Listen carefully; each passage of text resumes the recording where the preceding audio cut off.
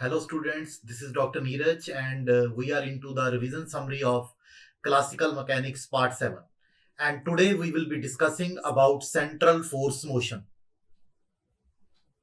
So let us start with today's discussion.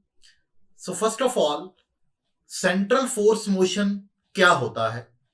तो कोई भी जो फोर्स होता है, इनवर्स स्क्वायर फोर्सेस जनरली, जैसे कि आपकी ग्रेविटेशनल फोर्स होती है, उसका फॉर्मूला क्या होता है?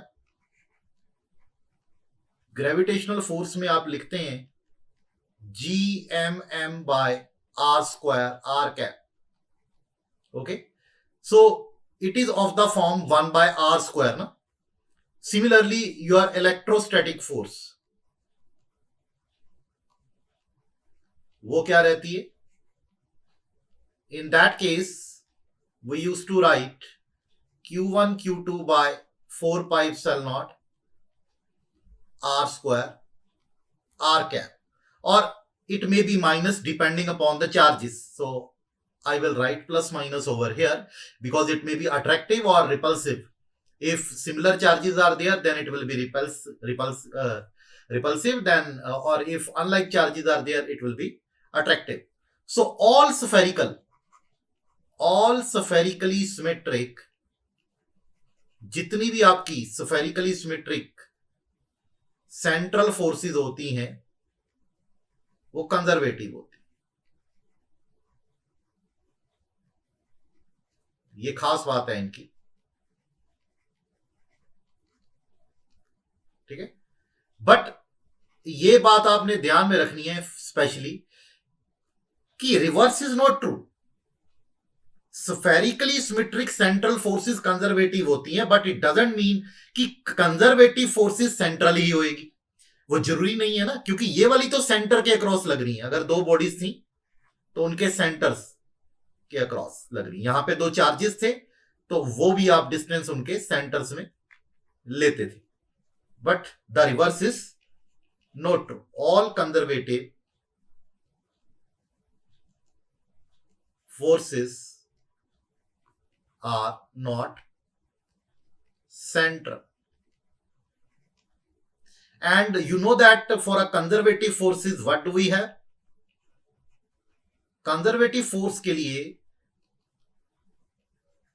जो लाइन इंटीग्रल होता है, क्लोज्ड लाइन इंटीग्रल, वो 0 रहता है. And one more thing, we can always write such a force as a negative gradient of the potential. This is potential over here. Okay, and we can also write del cross F type equal to 0. So these three are the conditions for the conservative force. Okay, so now in case of central force, the motion is always confined in a plane. It is in 2D. So we always make use of plane polar coordinates. तो उसमें कुछ important information आपसे share करता हूं. So plane polar coordinate से, तो यहां पे मैं फॉर्मूले आपसे डिस्कस करूंगा जो कि आपके लिए बहुत ही ज्यादा इंपॉर्टेंट होंगे. सपोज मैं कंसीडर करता हूं कि एक बॉडी 2D में मूव कर रही है. तो ये मैंने 2 डायमेंशनल कोऑर्डिनेट सिस्टम ड्रॉ कर लिया. मान लेते हैं कि जो बॉडी है वो थीटा एंगल बना रही है और आर डिस्टेंस पे है किसी फिक्स्ड पॉइंट से. Okay, let this be point P. तो यहां से आपका थीटा किस तरफ होगा? This is point P. तो मैंने आर कैप और थीटा कैप आपके लिए ड्रा कर दी. R cap it is always directed in radially outward direction और थीटा कैप उसके परपेंडिकुलर रहेगा. मतलब अगर इसको आप एक्सटेंड करते हैं लाइक दिस, तो इस तरफ थीटा इंक्रीज कर रहा है. If this is theta, this is 90, तो ये क्या बनेगा? 90 माइनस थीटा. और आप ये भी कह सकते हैं कि इस वाई एक्सिस के साथ ये एंगल इसका थीटा रहता है. ये भी तो बोल सकते हैं ना. तो ये वाई के पैरेलल, मतलब इधर जे कैप हो गया एक तरह से, ठीक है. और ये पी पॉइंट था, इसके कोऑर्डिनेट्स आप बोलोगे बेटा R theta coordinates. So in plane polar coordinates जो आपके यूनिट वेक्टर्स होते हैं वो कांस्टेंट नहीं है। तो यहां पे पहली चीज आपने जो नोट करनी है कि unit vectors R cap and theta cap they are not constant unit vectors. अब कांस्टेंट यूनिट वेक्टर्स अगर नहीं है बेटा तो इसका मतलब क्या हुआ कि इनका जो डेरिवेटिव है with respect to time that is non zero. D R by D T non zero है, D theta by D T non zero है। अब आप आर कैप को देखिए कैसे लिख सकते हैं, इसमें बड़ा इजीली हम लिख सकते हैं। आर देखिए थीटा के साथ क्या एंगल बना रहा है, मतलब एक्स एक्सिस के साथ क्या एंगल बना रहा है, थीटा। तो इसका X component R cos theta हो जाएगा, वाई कंपोनेंट क्या हो जाएगा फिर R sine theta. It mean आप आर कैप को लिख सकते हैं आर कोस थीटा, आर हटाना पड़ेगा, आर 1 मिनट क्योंकि मैं कैप लिख रहा हूं ना, so let us omit this r, so it will be only cos theta, क्योंकि वो r के कंपोनेंट लिखे हैं, बट मैं r कैप लिख रहा हूं तो r से डिवाइड करना पड़ेगा आपको, sin थीटा। इसी तरह अगर आप थीटा कैप लिखेंगे तो थीटा का कंपोनेंट देखिए x में ये 90 माइनस थीटा बना रहा है x के साथ, ठीक है। तो इधर नेगेटिव x एक्सिस में डायरेक्टेड है। थीटा कैप देखिए इधर को आएगा ना, थीटा कैप का जो x कंपोनेंट होगा वो इधर को आएगा और y तो ऊपर की ओर ही आएगा। तो क्योंकि नेगेटिव x डायरेक्शन में आ रहा है तो it will B minus sine theta I cap, और y के साथ थीटा एंगल है तो cos थीटा, सिंपल। अब यहां से आप बेटा dr dt निकाल सकते हैं। तो dr बाई dt क्या आता है आपका, you can check, minus sine theta D theta by D T I cap plus cos theta D theta by D T J cap. तो इसको ऐसे भी लिखा जा सकता है minus sine theta theta dot I cap plus cos theta theta dot J cap. इसमें से अब मैं कॉमन ले लेता हूं थीटा डॉट। अब ये एक्सप्रेशन किसका बन रहा है आप खुद ही देखो, ये थीटा डॉट नहीं आ रहा, थीटा डॉट थीटा कैप नहीं आ रहा ये ऐसे। सिमिलरली जब आप D theta by D T निकालते हैं यू कैन चेक, वो क्या बनेगा, minus cos theta D theta by D T minus sine theta D theta by D T J cap. तो ये क्या आ रहा है यहां पे, minus cos theta theta dot minus sine theta theta dot J cap. तो यहां पे मैं कॉमन निकाल लेता हूं माइनस थीटा डॉट, तो बाकी आपका जो बच रहा है वो देखिए आपका आर कैप बच रहा है, ये लीजिए। तो ये D R by D T and D theta by D T के हमने फॉर्मूलाज बना लिए और ये हमारे लिए बहुत यूजफुल होने वाले हैं। तो अभी देखिए इससे क्या हमें इंफॉर्मेशन मिलती है फर्दर। तो अब देखिए अगर मुझे पोजीशन वेक्टर लिखना है किसी भी पार्टिकल का 2D में, तो पोजीशन वेक्टर को कैसे लिखेंगे, r into R cap. And now what about the velocity vector, velocity क्या रहती है, velocity is dr by dt and it is r dot R cap plus r dr by dt। Chain rule लगा दिया मैंने। तो can I write it as, यहां पे dr by dt की वैल्यू सब्स्टिट्यूट की, आप देखिए यहां पे क्या आ रही थी, theta dot theta cap, this was the value. तो मैंने यहां पे सब्स्टिट्यूट कर दी in place of dr by dt। So this is the formula for v vector, we can say. तो ये आपको बेटा याद होना चाहिए, दिस इज इंपॉर्टेंट, ठीक है।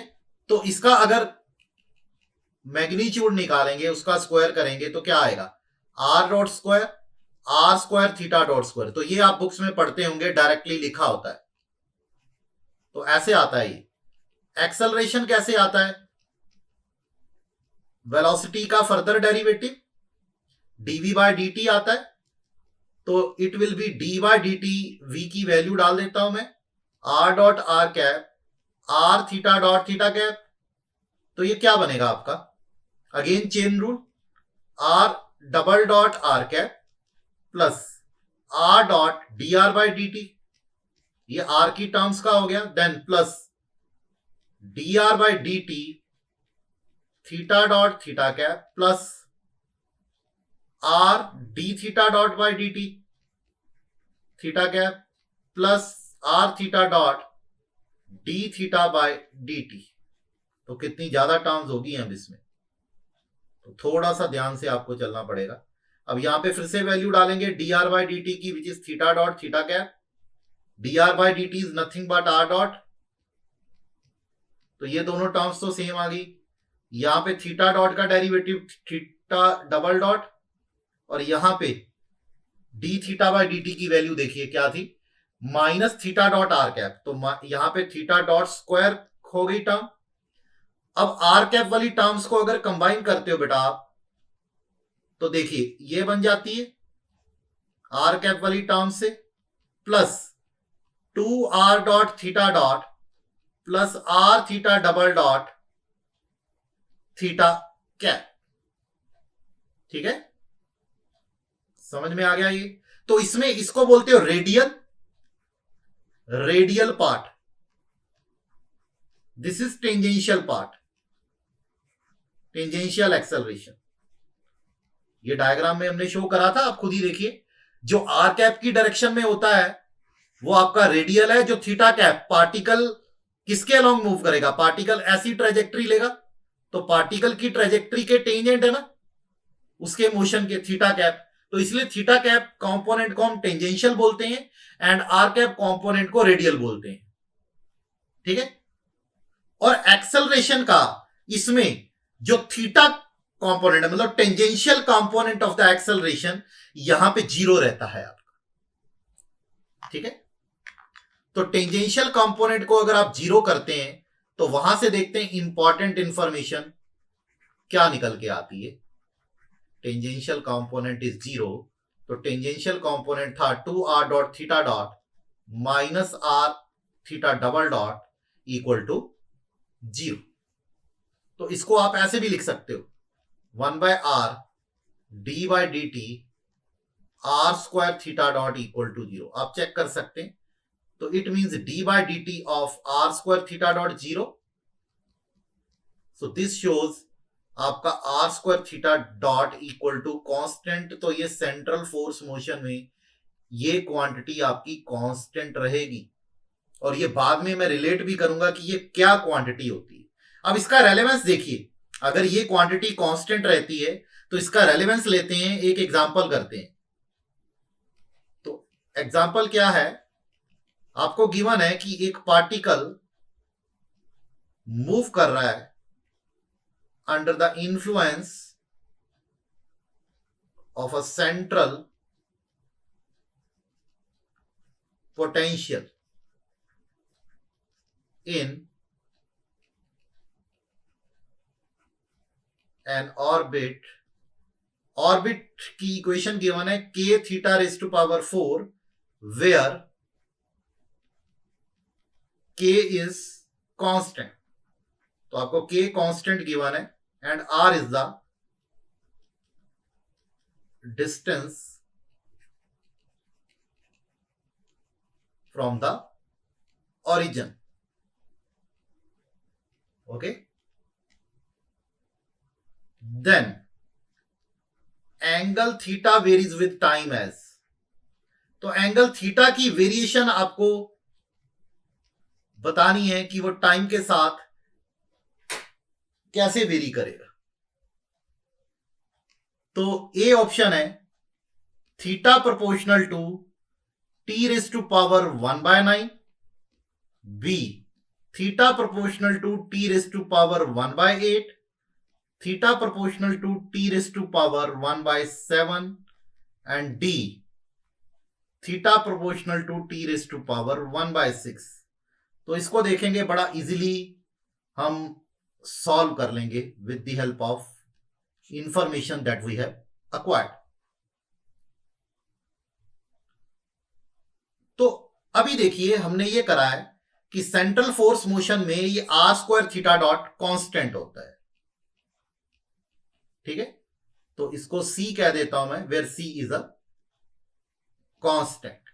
तो यहां से क्या बना, theta dot means d theta by D t, it is c. अब आर मेरे को गिवन है, ये आप आर की जगह पे पुट कर देंगे, so it will be K theta four square D theta by D T equal to C. तो यहां से क्या आ गया, K square theta at D theta by D T equal to C, K square theta at D theta equal to C D T. Integrate कर देंगे दोनों तरफ, क्या बनेगा, के स्क्वायर तो कांस्टेंट है, तो it will be k square theta 9 by 9 equal to c t. यहां से थीटा 9 क्या आया, 9 c t by k square, तो कहने का मतलब theta is proportional to t power 1 by 9, तो A option is the answer. तो कितनी जल्दी हमने क्वेश्चन को सॉल्व कर लिया, अगर आपको ये इंफॉर्मेशन पता थी, ओनली विद दैट हेल्प। चलिए फर्दर करते हैं। अब सेंट्रल फोर्स मोशन में और क्या क्या इंपॉर्टेंट चीजें होती हैं, ठीक है, तो वो भी हम चेक करते हैं। तो सबसे पहले आते हैं कीपलर्स लॉज के ऊपर, ठीक है। बट उसके लिए पहले हमें प्रूव करना पड़ेगा कि जो एंगुलर मोमेंटम होता है, एक तो ये नोट कीजिए, सेंट्रल फोर्स मोशन में एंगुलर मोमेंटम, एंगुलर मोमेंटम को कैसे लिखते हैं, आर क्रॉस पी, ओके।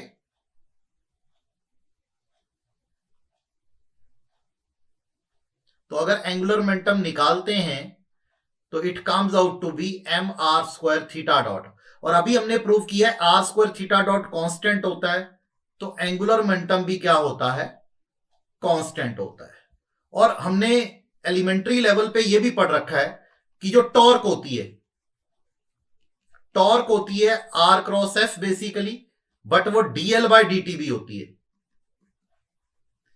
अब अगर एल कांस्टेंट है तो ये जीरो रहेगा, तो टॉर्क क्या रहेगी, जीरो रहेगी, ठीक है। सेंट्रल फोर्स मोशन के लिए बता रहा हूं।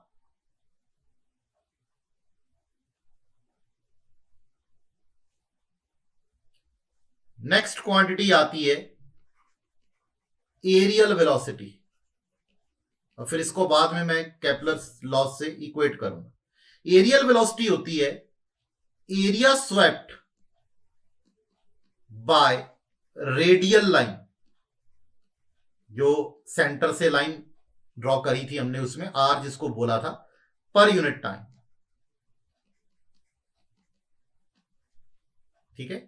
तो एरियल वेलोसिटी को बेसिकली बोलते हैं area per unit time, limit delta t tending zero delta A bye delta T. मतलब अगर ये कोई रेडियल लाइन है, ये ऐसे पार्टिकल घूम रहा है, तो ये एरिया इसने कितना स्वेप्ट किया, डेल्टा टी टाइम में, this is the area swept in time. मान लीजिए बॉडी पहले यहां थी, फिर यहां पहुंच गई है T plus delta T time में, ठीक है। तो इसको आप थीटा भी बोल सकते हैं, उसकी फॉर्म में कन्वर्ट कर सकते हैं। तो ये एक सेक्टर बनेगा ना, आप 10th क्लास में पढ़ते हैं सेक्टर वगैरह, ठीक है। तो ये एक सेक्टर बनता है, तो इसको निकाला भी जा सकता है। तो कैसे निकालेंगे, area of sector delta A theta by 360 into pi r square.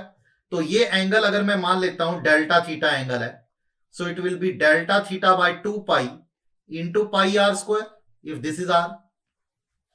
ये सेक्टर के एरिया का फार्मूला होता है, so it will give you delta theta by 2 into r square. तो इसका मतलब एरियल वेलोसिटी क्या आ जाएगी, अगर उसमें पुट कर देंगे तो एक फार्मूला आ जाएगा, क्या आ जाएगा, limit delta t tending zero delta theta by 2 delta t are square, और delta theta by delta t in the limit delta t tending zero it will be d theta by D t, so half r square D theta by D t, और वो omega होता है, तो it will be half r square theta dot, theta dot भी कह सकते हैं, are square theta dot ये तो कांस्टेंट होता है, और आर स्क्वायर थीटा डॉट यहां से देखिए एल बाय एम नहीं आ रहा, तो ये एल बाय 2m होता है। इसका मतलब आपका यहां से देख सकते हैं आप, थीटा डॉट जो आएगा, आर स्क्वायर थीटा डॉट जो आएगा वो एल बाय एम आएगा ना, वो मैंने यहां पे सब्स्टिट्यूट कर दिया आर स्क्वायर थीटा डॉट की जगह पे, तो एल बाय 2m आ गया। ठीक है, तो इसी से अब रिलेट करते हैं केप्लर्स लॉज। तो क्या होते हैं, फर्स्ट लॉ क्या है कि all planets they move around the sun in elliptical orbits, in elliptical orbits where, अब इलिप्स के दो फोकस होते हैं, तो उसमें सन एक फोकस पे होता है at one of the foci of the ellipse. So this is the first law. मतलब ऐसा होता है, ये अगर एलिप्स है तो मान लीजिए सन यहां पे, तो प्लैनेट रिवॉल्व कर रहे हैं इसके अराउंड। अब इसी से मैं सेकंड को रिलेट करता हूं, जो हमने निकाला भी है, एरियल वेलोसिटी निकाला है, बट एरियल वेलोसिटी यहां पे, और हमने वहां पे देखा भी है कि एरियल वेलोसिटी कांस्टेंट आ रही है। ठीक है, तो वही है इसका, areal velocity of the planet around the sun is constant. Areal velocity constant का मतलब यह नहीं कि वेलोसिटी कांस्टेंट है, इसका मतलब यह है, देखिए अब ध्यान से, कि इक्वल इंटरवल्स में इक्वल एरिया सबटेंड करता है। उसका मतलब यह है कि जितने टाइम में ये एरिया स्वेप्ट करा, ठीक है, उतने ही टाइम में ये एरिया स्वेप्ट करा, ये एरिया सेम रहेगा। अगर वो डेल्टा ए है, ठीक है, ये भी डेल्टा ए। कहने का मतलब ये होगा, अब ये कब पॉसिबल होगा, इसका मतलब जब प्लेनेट सन के पास आएगा, वो फास्ट मूव करेगा, उसकी वेलोसिटी ज्यादा होगी, ताकि वो ज्यादा एरिया कवर कर सके, ज्यादा मूव कर सके, तभी ये टोटल एरिया उस बड़े एरिया के बराबर आएगा ना। इसका मतलब जब वो दूर होता है सन से, उसकी वेलोसिटी कम हो जाएगी, तभी इक्वल एरिया सबटेंड करेगा वो। ठीक है, तो उसको हमने प्रूव कर ही दिया ऑलरेडी। थर्ड ये है, square of the time period of the planet is proportional to r cube, where r is the semi major axis of the planet. Ellipse में एक छोटी एक्सिस, एक बड़ी एक्सिस होती है ना इलिप्स में, देखिए अगर मैं बनाऊं तो एक सेमी माइनर रह जाती है आधी, एक सेमी मेजर रह जाती है। ठीक है, अब इससे कुछ इंपॉर्टेंट इंफॉर्मेशन और भी बताता हूं, देखिए जरा। अब इसको मैं दोबारा ड्रा करता हूं, कुछ इंपॉर्टेंट इंफॉर्मेशन हमारे पास निकल के आएगी। अब मैं इसको ड्रा कर लेता हूं बड़ा सा, आपको समझाने के लिए। तो यहां पे एक आर मिनिमम है, यहां पे अगर सन था, this is r minimum, this is r max. एक तरफ डिस्टेंस कम है, एक तरफ ज्यादा होगा ना, और जिधर डिस्टेंस ज्यादा होगा उधर वेलोसिटी मिनिमम होगी, उसको P2 पॉइंट कह देता हूं, और जिधर डिस्टेंस कम होगा उधर वेलोसिटी ज्यादा होगी। यही हमने देखा अभी, only then this areal velocity can be constant. ठीक है, तो एंगुलर मोमेंटम कंजर्व रहता है, हमने अभी सीखा है। इसका मतलब जो एंगुलर मोमेंटम P1 पे है वही P2 पे है, और P1 एंड P2 पे जो एंगल है वेलोसिटी और आर में, वो 90 डिग्री है। इसका मतलब क्या हुआ, m v max r minimum equal to m v minimum r max। अगर मैं पार्टिकल का मास m मान लू यहां पे, ये हो जाएगा। तो यहां से देखिए एक इंपॉर्टेंट फार्मूला आपके पास आ गया, v minimum by v max equal to r minimum by r max। Let us call it number 1। अब इसको रिलेट करूंगा मैं इक्वेशन ऑफ कोनिक, उसके पैरामीटर लेके आऊंगा, ठीक है। तो जनरल इक्वेशन ऑफ कोनिक क्या होती है? So we know that the general equation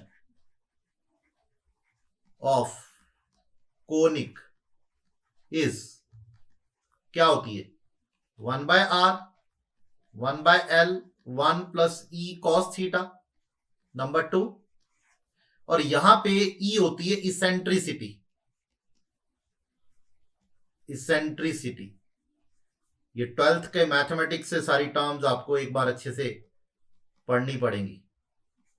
mu is the reduced मास, सारी टर्मिनोलॉजी। तो यहां पे E क्या है मैं बता भी देता हूं। वैसे टोटल एनर्जी होती है, L होता है बेटा एंगुलर मोमेंटम,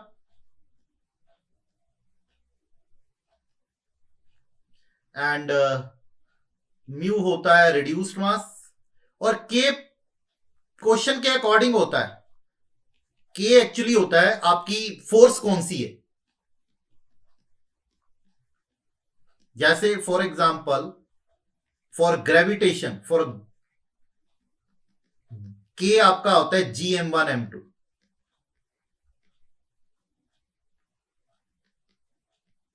इलेक्ट्रोस्टैटिक होगी तो आपका हो जाएगा ये 1/4πε0 Q1 Q2, ठीक है। एंड L होता है सेमी लेटस रेक्टम, और ये होता है बेटा L²/μk, और ये होता है B²/A², ratio of semi minor to semi major. B इसमें रहता है semi minor axis and A होता है semi major axis, semi major axis. एक साइड बड़ी एक छोटी मैंने बताई थी ना। अब इनको यूज करके अगर मैं इनको यूज कर लूं, इक्वेशंस में पुट कर दूं, तो ये इक्वेशन थोड़ी सी मॉडिफाई हो जाएगी।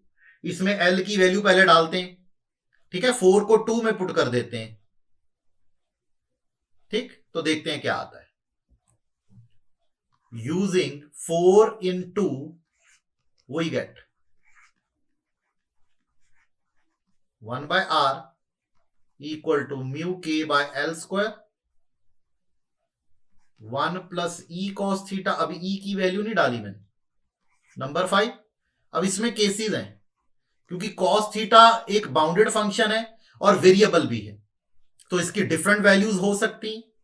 अगर cos थीटा बेटा आपका +1 आता है, इसका मतलब r = r मिनिमम आएगा, क्योंकि 1/r मैक्सिमम हो गया ना। अगर cos थीटा को मैक्सिमाइज करवाया आपने, तो इसका मतलब r मिनिमम हो गया। इसका मतलब 1/r मिनिमम आप लिखेंगे μk/L², 1 + e। तो यहां से r मिनिमम आ गया बेटा आपके पास L²। बहुत इंपॉर्टेंट फॉर्मूला बता रहा हूं, अगर एग्जाम में भूल जाओ तो इस तरह से आप निकाल भी सकते हैं। और अगर cos थीटा आपका -1 है, तो r क्या हो जाएगा? r मैक्स, क्योंकि आपने 1/r को मिनिमम करवाया है। सो देयरफॉर 1/r मैक्स क्या आएगा? μk/L², 1 - e। तो यहां से r मैक्स क्या आएगा आपका? L²/μk, 1 - e, ठीक है। अब 6 और 7 को, अब देखिए यहां पे जो आपने निकाली थी इक्वेशन 1 में, अगर मैं पुट कर दूं r minimum by r maximum की वैल्यू, तो एक रिलेशन आ जाएगी, ठीक है। तो 6 और 7 को पुट करता हूं 1 में, तो substituting 6 and 7 in 1 we get, तो क्या था हमारे पास? v minimum by v maximum, it will be L² by μk 1 + e, μk 1 - e by L², तो it will be 1 - e by 1 + e। अब इसमें कंपोनेंडो डिविडेंडो कर सकते हैं, ठीक है। तो यूजिंग कंपोनेंडो एंड डिविडेंडो, एक प्रॉपर्टी होती थी, जो चीज आप न्यूमरेटर और डिनोमिनेटर के साथ लेफ्ट साइड में करेंगे वही राइट पे करनी पड़ेगी। तो मैं कर रहा हूं न्यूमरेटर में ऐड कर रहा हूं, डिनोमिनेटर में सब्ट्रैक्ट कर रहा हूं। तो यही चीजें मैं इधर भी करूंगा।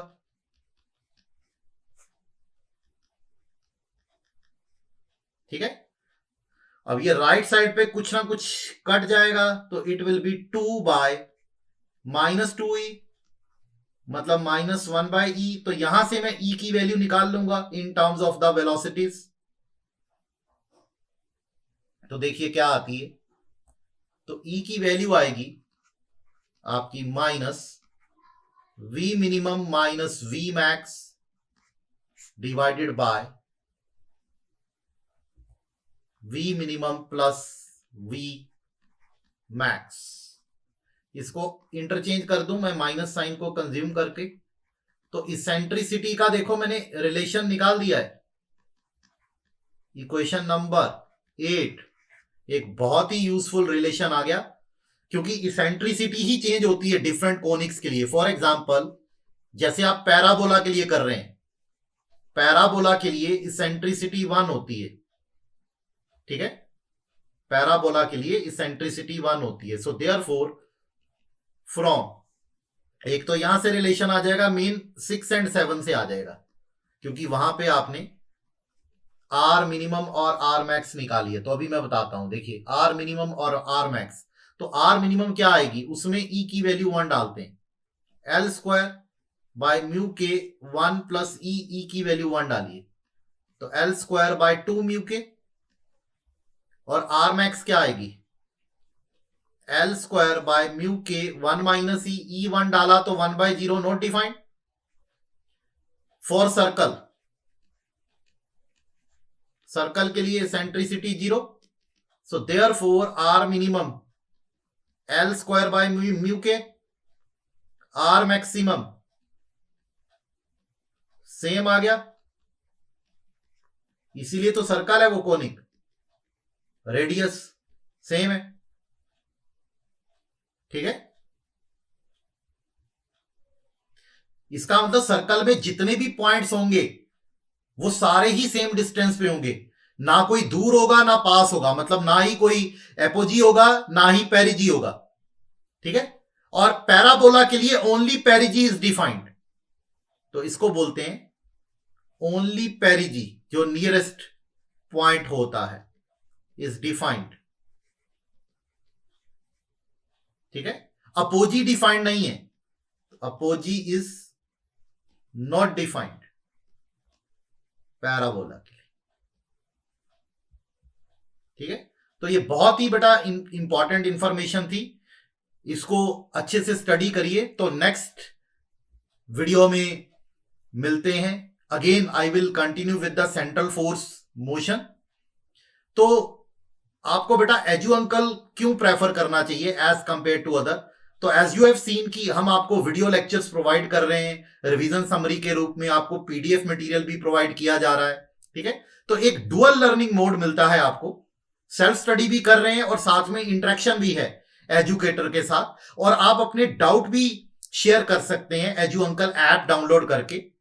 तो उसमें जो टॉप एजुकेटर्स हैं, जो एक्सपर्ट्स हैं, वो आपके डाउट्स के सॉल्यूशन वहां पे देते हैं। ठीक है, बेस्ट पॉसिबल वे में आपके डाउट्स क्लियर करने की कोशिश करते हैं। So there are loads of practice test and बहुत से स्टूडेंट्स एवरी टाइम यहां से क्लियर करते हैं बेटा, and there are consistent selections I must say. तो एजू अंकल को बेटा जल्दी से जल्दी अपनाइए। तो ओके बेटा, that's all for this video. Next video में मिलते हैं। Okay, bye bye, take care.